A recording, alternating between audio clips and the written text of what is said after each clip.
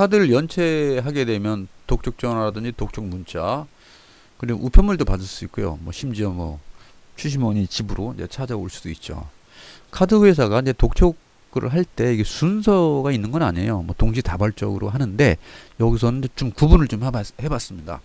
자, 독촉 전화를 받아야 되느냐, 문자를 확인해야 되느냐, 어느 그 법에도 뭐 독촉 전화를 받아야 된다, 그런 뭐 규정은 없어요. 그래서 받고 싶지 않으면 안 받아도 되고요. 문자 꼭 확인할 필요가 있을까요? 받아봐야, 문자 봐봐야 뭐 걱정만 생기죠.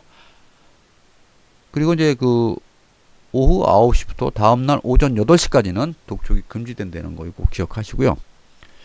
최고장이라든지 법적 절차 착수 예고장, 부동산 가압류 예정 통지서 같은 게 오면 그냥 받아서 보관하세요. 그리고 가끔가다 우체국에서 등기부품을 왔으니까 찾으러 와라. 근데 꼭 가야 되냐? 뭐 가고 싶으면 가도 되는데 꼭 가야 될 그런 의무는 없다는 거 기억하시고요.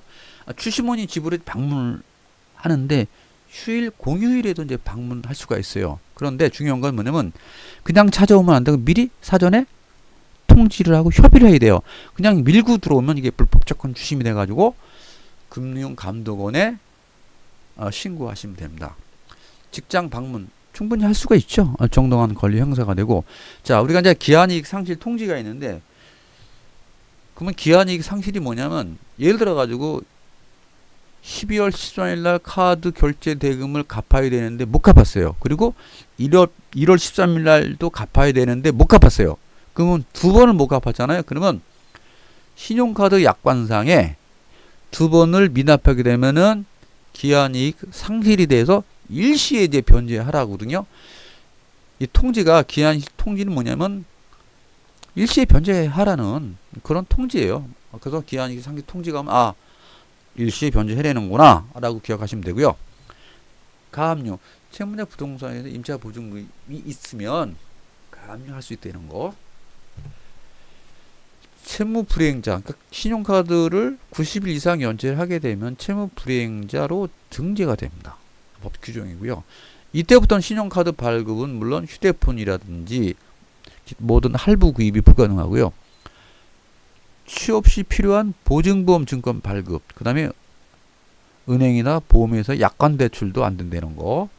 그리고 카드사가 이제 소송을 한다고 하는데, 소송을 한다 그러면 거의 지급명령이에요. 지급명령을 한 이유는 채권자한테 유리한데 뭐냐면은 비용이 저렴하고 시간도 빠르고 확정이 되면은 판결이 효력이 있습니다. 그래서 지급명령이 확정이 되면 이거 가지고 강제 집행을 할 수가 있어요. 그래서 채무자의 부동산에 대해서 강제 경매를 할 수가 있고, 은행이나 보험에 대해서도 압류를 할 수가 있어요. 통장 같은 거에.